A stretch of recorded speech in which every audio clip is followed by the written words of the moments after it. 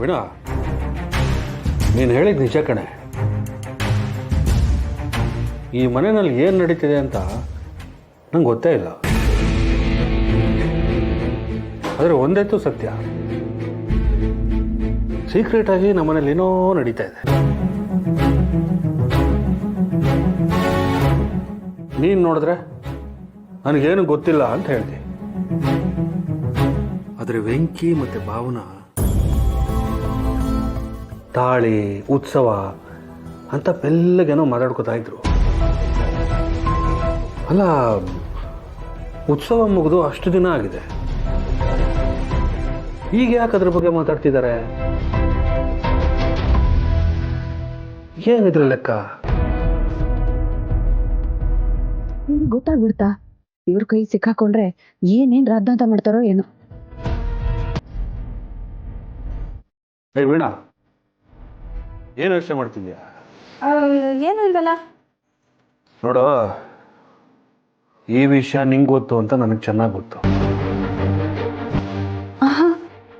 ನೀನಾಗಿ ನೀನೇ ಈ ವಿಷಯನ ಹೇಳಿದ್ರೆ ಒಳ್ಳೇದು. ರೀ, ನಿಮ್ದೆಲ್ಲ ಕಥೆ ಆಯ್ತಲ್ಲ, ನನಗೆ ಹೇಗ್ರಿ ಗೊತ್ತಿರುತ್ತೆ? ಇಷ್ಟಕ್ಕೂ ಈ ಮನೇಲಿ ನನ್ನ ಹತ್ರ ಯಾರು ಬಂದು ಏನು ಹೇಳ್ಕೊತಾರೆ ಹೇಳಿ? ಓ, ಹಾಗಾದ್ರೆ ನಿಂಗೇನು ಗೊತ್ತೇ ಇಲ್ವಾ? ಇರ್ಲಿ ಕಣೆ, ಅದೇನು ಅಂತ ನಾನು ಕಂಡಿಡ್ದೆ ಹಿಡಿತೀನಿ. ಈ ಮನೆಯಲ್ಲಿ ಏನು ನಡೀತಿದೆ ಅಂತ ನನಗಿಂತ ಚೆನ್ನಾಗಿ ಡೀಟೇಲಾಗಿ ನಾನೇ ಹೇಳ್ತೀನಿ. ಯಾವ ಲೆಕ್ಕನೂ ನನ್ನಿಂದ ಮಿಸ್ ಆಗೋಕ್ಕೆ ಸಾಧ್ಯನೇ ಇಲ್ಲ ಕಣೆ.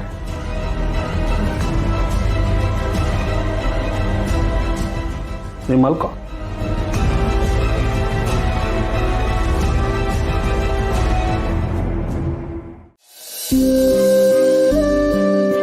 ಅತ್ತೆ,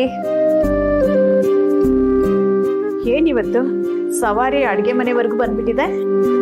ಯಾಕತ್ತೆ ಬರಬಾರ್ದಾ? ನಿನ್ನ ಬರಬೇಡ ಅಂತ ಯಾರು ಹೇಳಿದ್ರು? ನೀನೇ ಬರಲ್ಲ ಅಂತೀಯ. ಬಾರೆ ಬಂದು ಅಡುಗೆ ಕಲ್ತ್ಕೊಳ್ಳೆ ಅಂದರೆ ಯಾವಾಗ ನೋಡ್ರು ವಿಶ್ವನಿಂದೆ ಅವ್ನು ಬಾಲ ಥರ ಇರ್ತೀಯ. ಹೌದು, ವಿಶ್ವ ಮನೇಲಿಲ್ವಾ? ಇದ್ದಾನೆ, ಆದರೆ ಮಾತಾಡೋದಕ್ಕೆ ಮೂಡಿಲ್ಲ. ಯಾವಾಗಲೂ ಮೂಲೆಯಲ್ಲಿ ಏನೋ ಕಲ್ಕೊಂಡಿರೋ ಥರ ಕೂತಿರ್ತಾನೆ, ಯಾವಾಗಲೂ ಬದಲಾಗಲ್ಲ.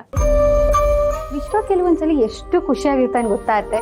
ಅದನ್ನ ನೋಡ್ತಾ ಇದ್ರೆ ಇವನ್ ಯಾಕೆ ಯಾವಾಗಲೂ ಹೀಗಿರಲ್ಲ ಅಂತ ಅನ್ಸುತ್ತೆ, ಆದರೆ ಇವನ್ ಬದಲಾಗಲ್ಲ. ಅವನು ಸ್ವಲ್ಪ ಹಾಗೆ ಮೂಡಿ. ಹೌದು, ಮದುವೆ ವಿಷಯ ಏನಾದರೂ ನನ್ನ ಹತ್ರ ಹೇಳ್ಕೊಂಡ? ಅವನು ಎಲ್ಲಿ ಮಾತಾಡ್ತಾನೆ ಅತ್ತೆ? ಆಗ್ಲೇ ಹೇಳಿದ್ನಲ್ಲ, ಚಿಂತಾಮಣಿ ಥರ ಇರ್ತಾನಷ್ಟೆ. ನೀನು ಅವನ ಹೆಂಡತಿಯಾಗಿ ಈ ಮನೆ ಸೊಸೆಯಾಗಿ ಬರ್ತೀಯ ಅಂತ ನಾನು ಎಷ್ಟೊಂದು ಕನಸಿಟ್ಕೊಂಡಿದ್ದೀನಿ. ನಿಮ್ಮ ಆಸೆ ಮಾತ್ರ ಅಲ್ಲ ಅತ್ತೆ, ನನ್ನ ಆಸೆ ಕೂಡ. ನೀನು ಅವನ್ನ ಮದುವೆ ಮಾಡಿಕೊಂಡ್ರೆ ಅವನ ಜೀವನ ಸರಿ ಹೋಗುತ್ತೆ ಅನ್ನೋ ನಂಬಿಕೆ ನನಗಿದೆ. ಆ ನಂಬಿಕೆನ ನೀನು ಉಳಿಸ್ಕೊಡ್ಬೇಕು. ಆದ್ರೆ ಅತ್ತೆ, ಈ ವಿಶ್ವ ನನ್ನನ್ನ ಜಸ್ಟ್ ಫ್ರೆಂಡ್ ತರ ನೋಡ್ತಾನಷ್ಟೇ, ಅದಕ್ಕೆ ಮುಂದೆ ಯೋಚನೆ ಮಾಡೋದೇ ಇಲ್ಲ ಅಂತಾನೆ. ಅವನು ಯೋಚನೆ ಮಾಡ್ದಿದ್ರೆ ಏನಂತೆ? ನಿನಗೂ ಅವನ್ನ ಮದುವೆ ಮಾಡ್ಕೋಬೇಕು ಅನ್ನೋ ಆಸೆ ಇದೆ ತಾನೇ? ಹಾಗಿದ್ರೆ ನೀನು ಯಾಕೆ ಮುಂದುವರಿಬಾರ್ದು? ಒಂದು ಹೆಜ್ಜೆ ಮುಂದೆ ಇಟ್ರೆ ತಾನೆ 7 ಹೆಜ್ಜೆ ಮುಂದೆ ಹೋಗಕ್ಕೆ ಸಾಧ್ಯ.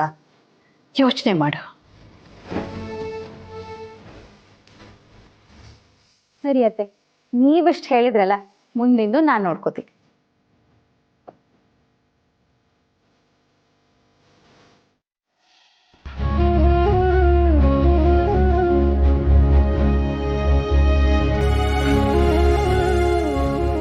ಪಾಪ ಕಂಡ್ರಲ್ಲ, ಗೌಡ್ರ ಮುಖ ನೋಡೋಕೆ ಆಯ್ತಿಲ್ಲ. ಹೋಗಲ್ಲ, ಹೆಂಗಿದ್ದವ್ರು ಹಿಂಗೆ ಆಗ್ಬಿಟ್ರಲ್ಲ. ಇಲ್ಲ ಮಗ, ಸುಮ್ಕಿರಲ್ಲ, ಈಗಲೇ ಬೇಸರದಲ್ಲ ಅವ್ರೆ. ಗೌಡ್ರೆ, ನೀವೆಷ್ಟು ಬೇಜಾರಲ್ಲಿದ್ದೀರ ಅಂತ ನಮಗೆ ಗೊತ್ತದೆ. ಏನು ಮಾಡೋಕ್ಕಾಗ್ದಿರೋಂಥ ಪರಿಸ್ಥಿತಿಲಿ ತಗ್ಲಾಕಡಿದ್ದೀರಿ.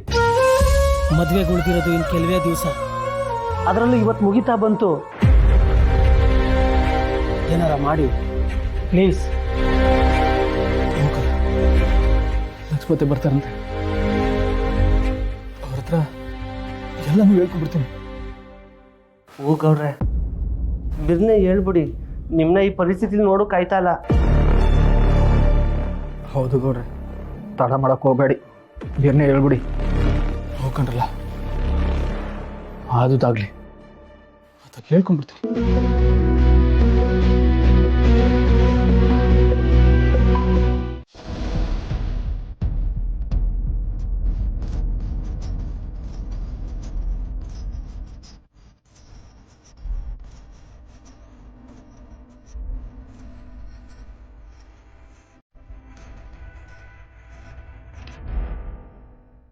ಏನ್ರಿ ಅಷ್ಟು ಗಂಭೀರವಾಗಿ ಹಿಂಗ್ ಮಾಡ್ಕೊಂಡು ನೋಡ್ತಾ ಇದ್ದೀರಾ? ಏನ್ ನೋಡ್ತಿದ್ದೀರಾ? ಉತ್ಸವದಲ್ಲಿ ತೆಗ್ದಿರೋ ಫೋಟೋನ ನೋಡ್ತಾ ಇದ್ದೀನಿ. ಅದನ್ನ ಅವತ್ತೇ ನೋಡಿದ್ರಿ ತಾನೆ, ಈಗೇನು ಹೊಸದಾಗಿ ನೋಡ್ತಿದ್ದೀರಾ? ಅವತ್ತು ನೋಡಿದ್ದೆ ಬೇರೆ ಇತ್ತು, ಈಗ ನೋಡ್ತಿರೋದೇ ಬೇರೆ.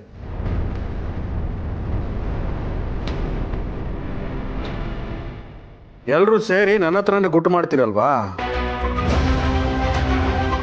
ಅದಕ್ಕೆ ಅದು ಏನು ಅಂತ ತಿಳ್ಕೊಳ್ಳೋಣ ಅಂತ ಈ ಫೋಟೋ ನೋಡ್ತಾ ಇದ್ದೀನಿ.